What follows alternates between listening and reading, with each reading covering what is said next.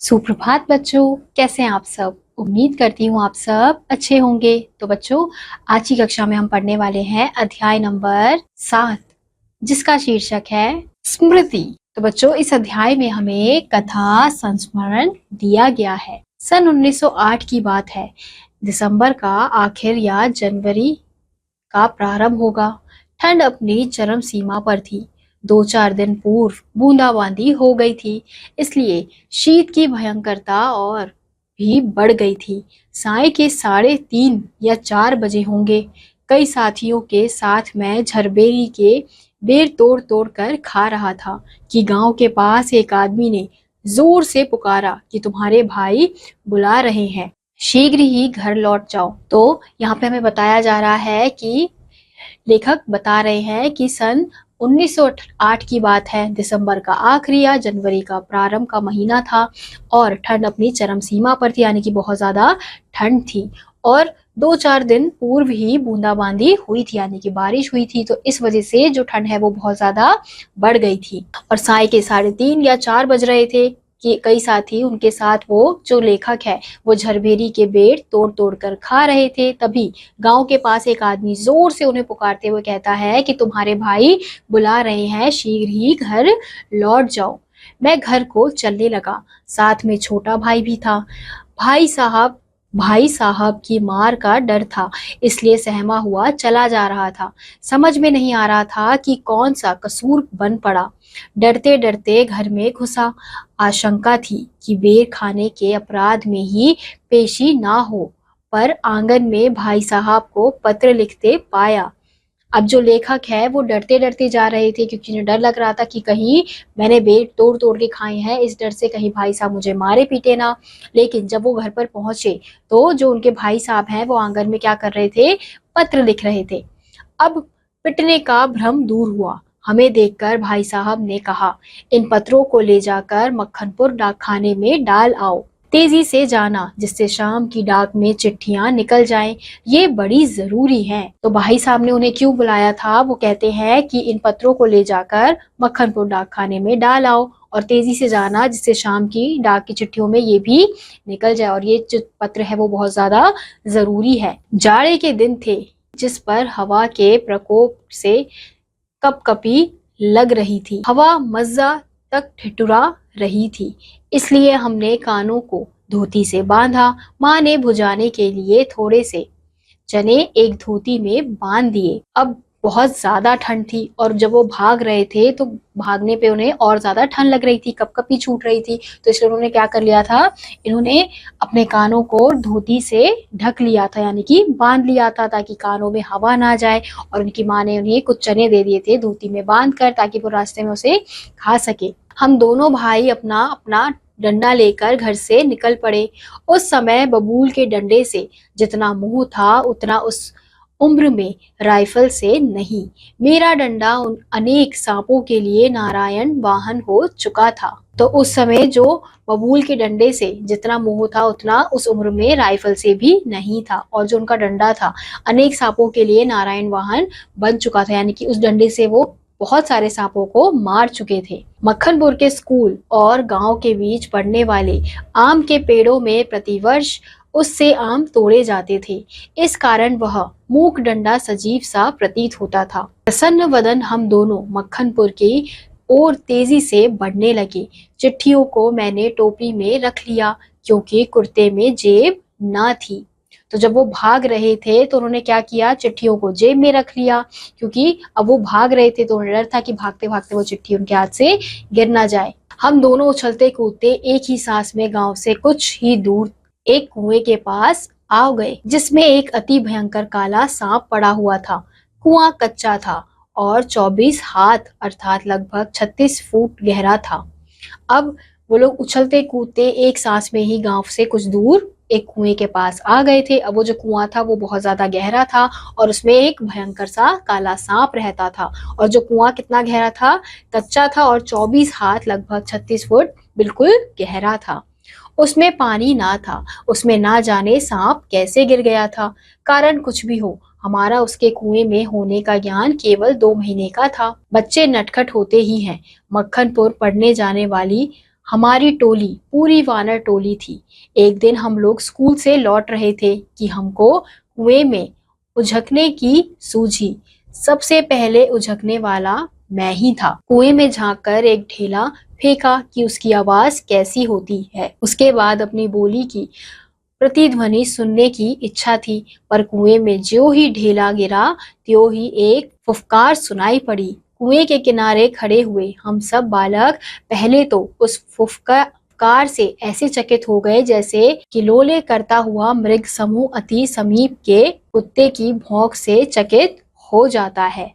तो यहाँ पे क्या बताया जा रहा है कि अब जो लेखक है, अब उन्हें उस सांप के बारे में 2 महीने पहले ही पता चला था। अब उनके साथ जो बच्चे थे, जो उनके साथ विद्यालय जाते थे, वो बहुत ज्यादा नटखट थे।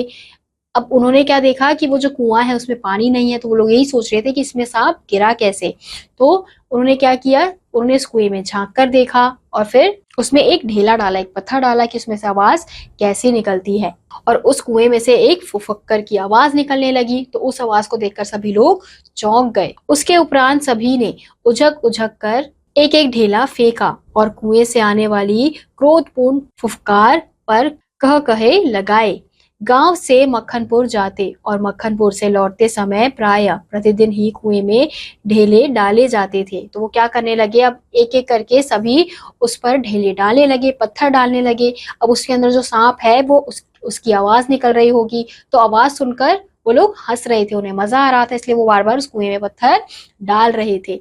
अब जब भी मक्खनपुर जाते हुए, मक्खनपुर से लौटते हुए वो लोग क्या करते थे, उस कुएं में हमेशा एक ढेला यानी कि एक पत्थर जरूर डालते थे। मैं तो आगे भागकर आ जाता था और टोपी को एक हाथ से पकड़कर दूसरे से ढेला फेंकता था। यह रोजाना की आदत हो गई थी। सांप से कार निकलवाना मैं उस समय बड़ा काम समझता था, इसलिए जैसे ही हम दोनों उस कुएं की ओर से निकले, कुएं में ढेला फेंककर फुफकार सुनने की प्रवृत्ति जागृत हो गई। अब वो लोग क्या करते थे, उनकी आदत हो गई थी कि रोज उस कुएं से जब भी हम गुजरेंगे उस पर पत्थर डाला या कुछ भी डालना जिससे उसे सांप की आवाज आए। तो वो सांप की आवाज निकलवानी होती थी, तो उनको क्या बन गई थी, उनकी आदत बन गई थी। तो जब दोनों भाई उस कुएं से के पास से गुजर रहे थे, तो वो क्या करते हैं, अब उन्होंने सोचा कि चलो फिर से आज उसमें पत्थर डालते हैं। मैं कुएं की ओर बढ़ा, छोटा भाई मेरे पीछे हो लिया, जैसे बड़े मृगशावक के पीछे छोटा मृगशावक होता है।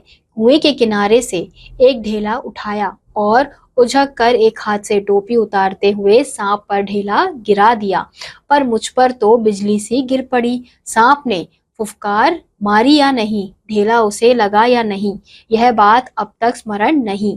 टोपी के हाथ में लेते ही तीनों चिट्ठियां चक्कर लगाती हुई कुएं से गिर रही थी। अकस्मात जैसे घास चरते हुए हिरण की आत्मा गोली से हत होने पर निकल जाती है और वह तड़पता ही रह जाता है, उसी भांति वे चिट्ठियां टोपी से निकल आई। मेरी तो जान निकल गई। उनके गिरते ही मैंने उनको पकड़ने के लिए एक झपट्टा भी मारा, ठीक वैसे ही जैसे घायल शेर शिकारी को पेड़ पर चढ़ते देखकर उस पर हमला करता है। वे तो पहुंच से बाहर हो चुकी थी। उनको पकड़ने की घबराहट में मैं स्वयं झटके के कारण कुएं में गिर गया होता। अब जब वो सांप को परेशान करने के लिए उस कुएं में पत्थर डालने का सोच रहे थे, तो जैसे ही जो लेखक है वो आगे बढ़ते हैं, क्या करते हैं, जैसे ही वो टोपी उतारते हैं और पत्थर फेंक रहे होते हैं, पता नहीं वो पत्थर उस सांप को लगता है या नहीं लगता, लेकिन जो उनके पास चिट्ठियां होती है वो सारी कुएं में जाकर गिर जाती है।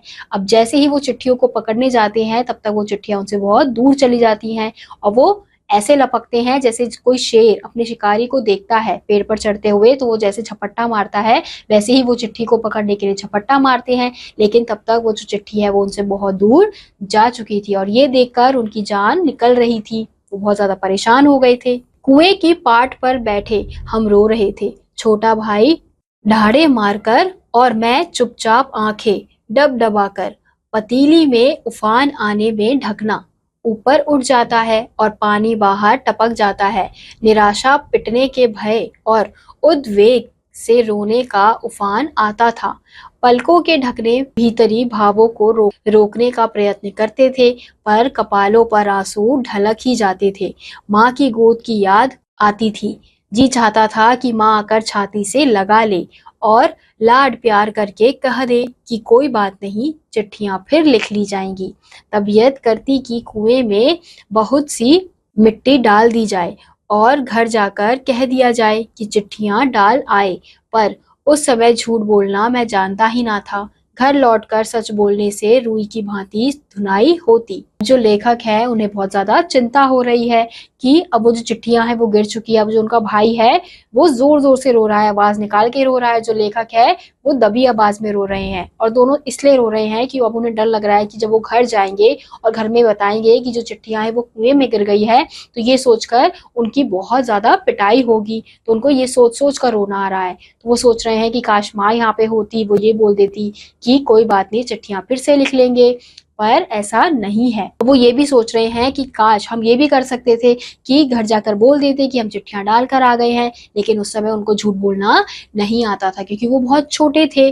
मार के ख्याल से शरीर ही नहीं, मन भी कांप जाता था। सच बोलकर पिटने के भावी भय और झूठ बोलकर चिट्ठियों के ना पहुंचने की जिम्मेदारी के बोझ से दबा मैं सिसक रहा था। कहीं भाग जाने की तबीयत करती थी, पर पिटने के भय और जिम्मेदारी की दुधारी तलवार कलेजे पर फिर रही थी। दृढ़ संकल्प से दुविधा की बेड़ियां कट जाती है, मेरी दुविधा भी दूर हो गई। कुएं में घुसकर चिट्ठियों को निकालने का निश्चय किया। कितना भयंकर निर्णय था, पर जो मरने को तैयार हो उसे क्या। मूर्खता अथवा बुद्धिमता से किसी काम को करने के लिए कोई मौत का मार्ग स्वीकार कर ले, और वह भी जानबूझकर, तो फिर वह अकेला संसार से भिड़ने को तैयार हो जाता है। और फल, उसे फल की क्या चिंता। अब वो लोग क्या सोचते हैं कि अब हम उस कुएं के अंदर जाएंगे और चिट्ठियों को निकालेंगे। तो ये एक प्रकार का कैसा उपाय था कि हम मौत के मुंह में जा रहे हैं, अब उसका फल क्या होगा, हम उसमें सफल होंगे या नहीं होंगे नहीं पता, पर उन्होंने दृढ़ निश्चय कर लिया था कि वो कुएं के अंदर जाएंगे और चिट्ठियों को बाहर निकालेंगे। फल तो किसी दूसरी शक्ति पर निर्भर है। उस समय चिट्ठियां निकालने के लिए मैं विषधर से भिड़ने को तैयार हो गया। पासा फेंक दिया गया। मौत का आलिंगन हो अथवा सांप से बचकर दूसरा जन्म, इसकी कोई चिंता नहीं थी, पर विश्वास तो यह था कि डंडे से सांप को पहले मार दूंगा, तब फिर चिट्ठियां उठा लूंगा। बस इसी दृढ़ विश्वास से मैंने कुएं में घुसने की ठानी। तो वो क्या सोचते हैं कि अब मुझे नहीं पता कि अब वो मेरी मौत होगी या मैं जीवित बाहर आऊंगा, लेकिन उन्होंने क्या सोच के वो अंदर जाने की सोच रहे थे कि मैं लाठी लेकर जाऊंगा और सांप को मार दूंगा और फिर चिट्ठियां लेकर बाहर आ जाऊंगा। तो इस उम्मीद में वो कुएं के अंदर जाने की सोच रहे हैं। छोटा भाई रोता था और उसके रोने का तात्पर्य था कि मेरी मौत मुझे नीचे बुला रही है। यद्यपि वह शब्दों से ना कहता था, वास्तव में मौत सजीव और नग्न रूप में कुएं में बैठी थी, पर उस नग्न मौत से मुठभेड़ के लिए मुझे भी धोती उतारनी पड़ी। छोटे भाई को भी धोती उतारनी पड़ी। एक धोती मेरी, एक छोटे भाई की, एक चने वाली, दो कानों में बंधी हुई धोतियां, 5 धोतियां और कुछ रस्सी मिलाकर कुएं की गहराई के लिए काफी हुई। तो वो नीचे कैसे गए बच्चों? अब उन्हें पता था कि अब जो अंदर जो मौत है उनका इंतजार कर रही है, किसके रूप में? नग्न यानी नाग के रूप में उनका इंतजार कर रही है। तो वो क्या करते हैं, अब अपनी धोती उतारते हैं, भाई की धोती उतारते हैं, जो कानों में धोती बांधी होती है उसे उतारते हैं, और फिर जिसमें माँ ने चने बांध के दिए होते हैं उस धोती को मिलाकर वो क्या बना लेते हैं, पूरी एक रस्सी बना लेते हैं और कुएं के अंदर जाने का प्रयास करते हैं। हम लोगों ने धोतियां एक दूसरे से बांधी और खूब खींच खींच कर आजमा लिया और गांठें कड़ी है या नहीं, कि गांठें कड़ी हैं या नहीं, अपनी ओर से कोई धोखे का काम ना रखा। धोती के एक सिरे पर डंडा बांधा और कुएं में डाल दिया। दूसरे सिरे को डेंग, वह लकड़ी जिस पर चरसपुर टिकता है, वे चारों ओर एक चक्कर देकर एक गांठ लगाकर छोटे भाई को दे दिया। छोटा भाई केवल 8 वर्ष का था, इसलिए धोती को डेंग से कड़ी करके बांध दिया और तब उसे खूब मजबूती से पकड़ने के लिए कहा। मैं कुएं में धोती के सहारे घुसने लगा। छोटा भाई फिर रोने लगा। मैंने उसे आश्वासन दिलाया कि मैं कुएं के नीचे पहुंचते ही सांप को मार दूंगा, इसलिए कुएं में घुसते समय सांप का तनिक भी भय ना था। उसको मारना मैं बाएं हाथ का खेल समझता था। तो जैसे ही जो लेखक है वो अंदर जा रहे होते हैं कुएं के, तो उनका भाई बहुत जोर से रोने लगता है, क्योंकि उसे डर लग रहा होता है कि उसका भाई वापस आएगा या नहीं आएगा।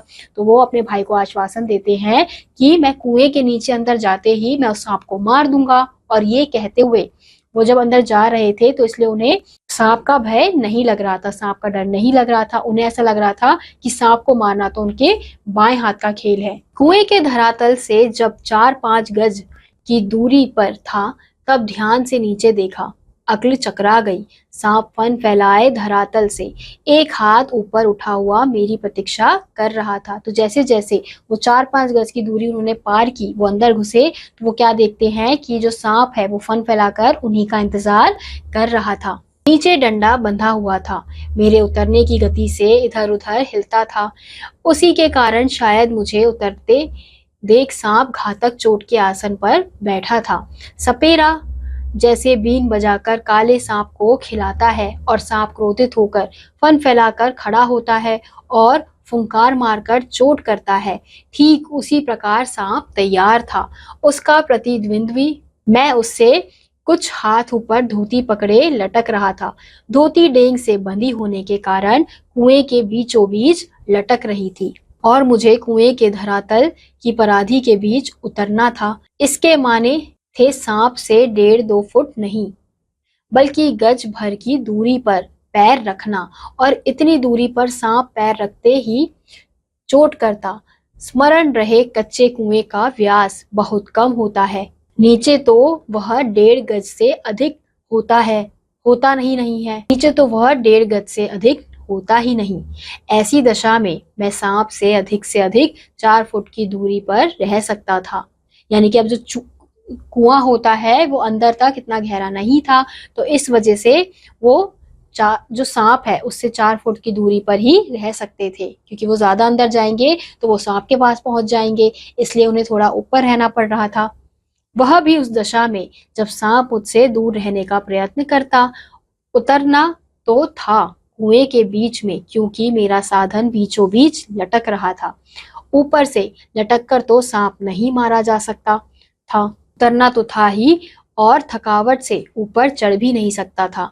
अब तक अपने प्रतिद्वंद्वी को पीठ दिखाने का निश्चय नहीं किया था। यदि ऐसा करता भी तो कुएं के धरातल पर उतरे बिना क्या मैं ऊपर चढ़ सकता था? तो वो क्या सोच रहे हैं कि अब उन्हें उतरना तो पड़ेगा ही, क्योंकि जब तक वो नीचे नहीं उतरेंगे वो सांप को नहीं मार सकते। ऐसे बीच में लटक कर तो वो सांप को नहीं मार सकते, और ऐसे लटके रहेंगे तो वो थक जाएंगे, और वो ऐसे पीठ दिखाकर भी, यानी कि बिना सांप को मारे ऊपर भी नहीं जा सकते, क्योंकि ऊपर भी कैसे जाएंगे, उसके लिए भी उन्हें नीचे उतरना ही पड़ेगा। धीरे धीरे उतरने लगा। एक एक इंच ज्यो ज्यो ही मैं नीचे उतरता जाता था, त्यों त्यों मेरी एकाग्रचित्तता बढ़ती जाती थी। मुझे एक सूझी। दोनों हाथों में धोती पकड़े हुए मैंने अपने पैर कुएं की बगल में लगा दिए। दीवार से पैर लगाते ही कुछ मिट्टी नीचे गिरी और सांप ने फूं करके उस पर मुंह मारा। मेरे पैर भी दीवार से हट गए और मेरी टांगे कमर से समकोण बनाती हुई लटकती रही, पर इससे सांप से दूरी और कुएं की परिधि पर उतरने का ढंग मालूम हो गया। तनिक झूल कर मैंने अपने पैर कुएं की बगल से सटाए और खुद धक्के के साथ अपने प्रतिद्वंद्वी के सम्मुख कुएं की दूसरी ओर 1.5 फुट पर कुएं के धरातल पर खड़ा हो गया।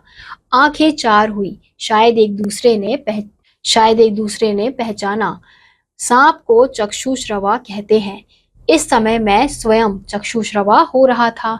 सब इंद्रियों ने मानो सहानुभूति से अपनी शक्ति आंखों को दे दी हो।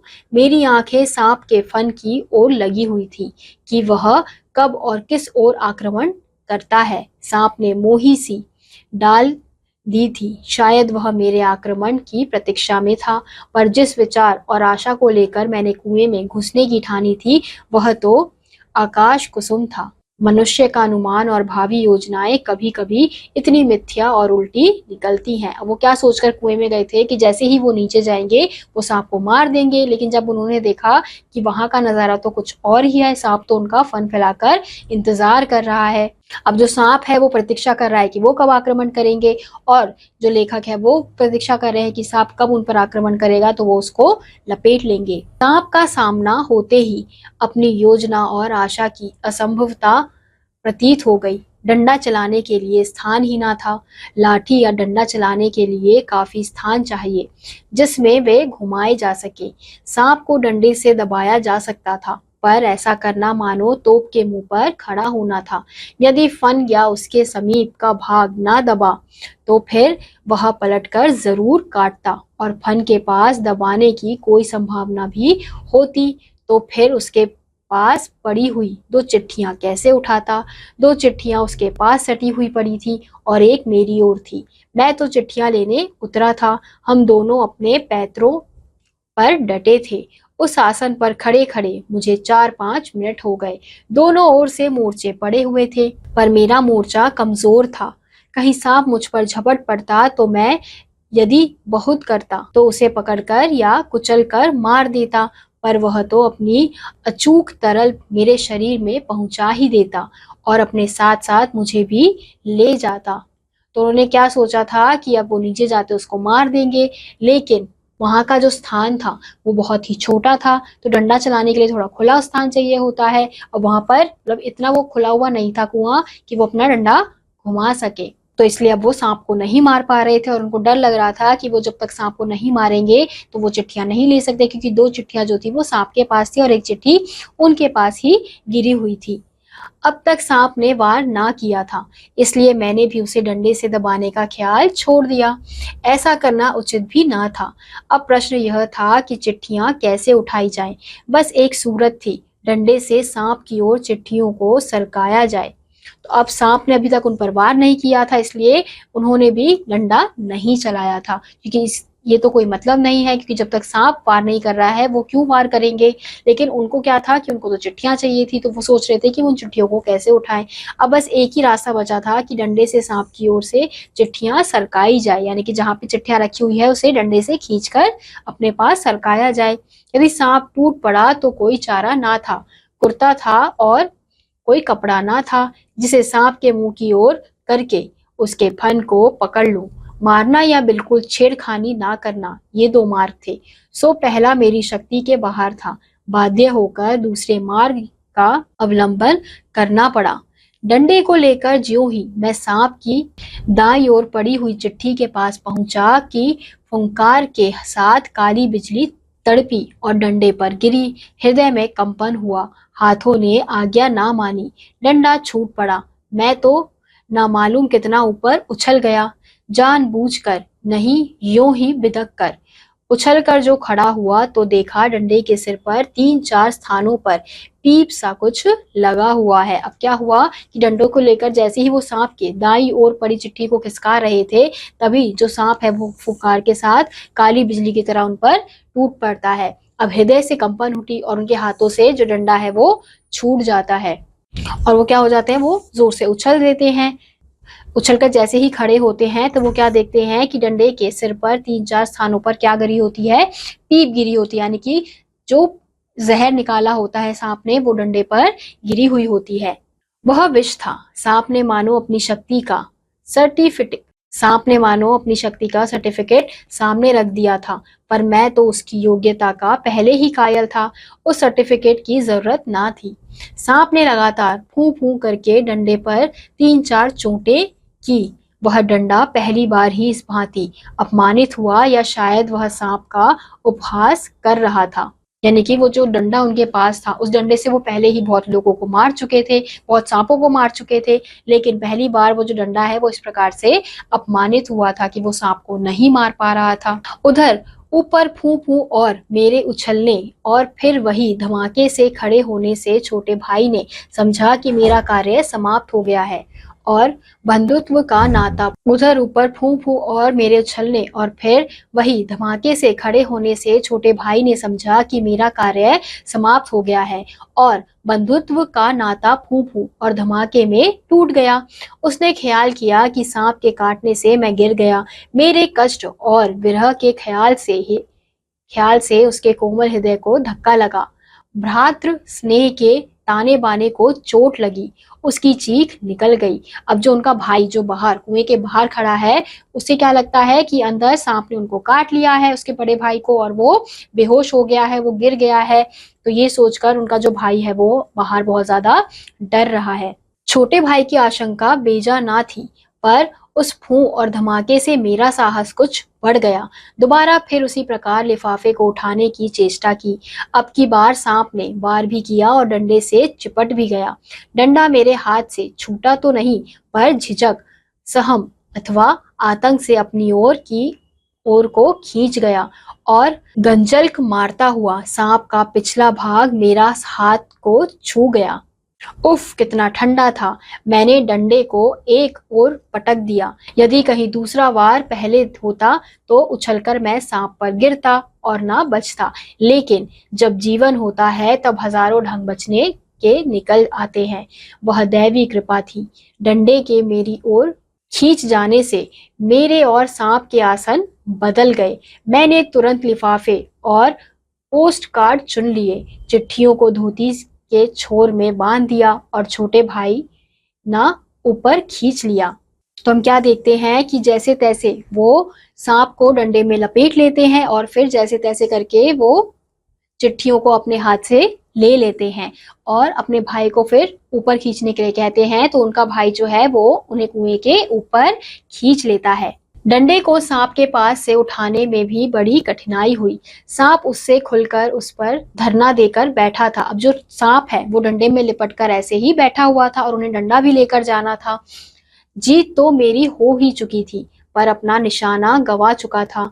आगे हाथ बढ़ाता तो सांप हाथ पर वार करता। इसलिए कुएं की बगल से एक मुट्ठी मिट्टी लेकर मैंने उसकी दाईं ओर फेंकी। वह उस पर झपटा। मैंने दूसरे हाथ से उसकी दाईं ओर से डंडा खींच लिया, पर बात में उसने दूसरी ओर भी वार किया। यदि बीच में डंडा ना होता तो पैर में उसके दांत गड़ गए होते, यानी कि वो डंडे की वजह से बच जाते हैं। अगर वो डंडा बीच में नहीं होता और वो जो सांप उन पर हमला कर रहा था तो वो बीच में नहीं आता डंडा, तो उनके पैरों में उसके दांत गड़ जाते, लेकिन वो जो डंडा है वो उन्हें बचा लेता है। अब ऊपर चढ़ना कोई कठिन काम ना था। केवल हाथों के सहारे पैरों को बिना कहीं लगाए हुए चढ़ना मुझसे अब नहीं हो सकता। 15-20 फुट बिना पैरों के सहारे केवल हाथों के बल चढ़ने की हिम्मत रखता हूँ। कम ही अधिक नहीं, पर उस 11 वर्ष की अवस्था में मैं 36 फुट चढ़ा। बाहें भर गई थी, छाती फूल गई थी, पर एक एक इंच सरक सरक कर अपनी भुजाओं के बल में ऊपर चढ़ आया। यदि हाथ छूट जाते तो क्या होता, इसका अनुमान करना कठिन है। ऊपर आकर बेहाल होकर थोड़ी देर तक पड़ा रहा। देह को झाड़ झूल कर धोती कुर्ता पहना। फिर किशनपुर के लड़के को जिसने ऊपर चढ़ने की चेष्टा को देखा था ताकीद करके कि वह कुएं वाली घटना किसी से ना कहे, हम लोग आगे बढ़े। सन 1915 में मैट्रिकुलेशन पास करने के उपरांत यह घटना मैंने माँ को सुनाई। सजल नेत्रों से माँ ने मुझे अपनी गोद में बैठा लिया, जैसे चिड़िया अपने बच्चों को डैने के नीचे छुपा लेती है। तो बच्चों, हमने देखा कि किस प्रकार से जो लेखक है, जब वो बच्चे थे उनके साथ किस प्रकार की घटना हुई थी, लेकिन उन्होंने अपना साहस नहीं छोड़ा। अब वो जो सांप था वो उन्हें काट सकता था, वो उनकी मृत्यु हो सकती थी, लेकिन उसके बाद भी उस डर के साथ वो कुएं के अंदर गए और उन चिट्ठियों को बाहर निकाला। तो बच्चों, इसलिए कहा जाता है कि हम हर मुश्किल से मुश्किल परेशानी को भी, कठिनाई को भी आसानी से पार कर सकते हैं। बस हमें क्या रखनी है, हिम्मत रखनी है, जिस प्रकार से लेखक ने इस अध्याय में रखा था। और फिर जब वो अपनी माँ को बताते हैं तो उनकी माँ जो है वो डर जाती है। वो सोचती है कि मेरे बच्चे ने, जब वो छोटा था तो उसने इस प्रकार की घटना झेली थी, तो वो अपने बच्चे को गले लगा लेती है। ऐसे गले लगा लेती है जैसे जो चिड़िया होती है वो अपने बच्चों को छुपा कर रखती है, वैसे ही वो अपने बच्चे को गले लगा लेती है। तो इसी के साथ आज का यह अध्याय यहीं समाप्त होता है। उम्मीद करती हूँ आपको यह अध्याय समझ आया होगा। मैं आपसे मिलूंगी अगली कक्षा में। तब तक के लिए आप सभी बच्चे खुश रहिए और पढ़ते रहिए। बाय।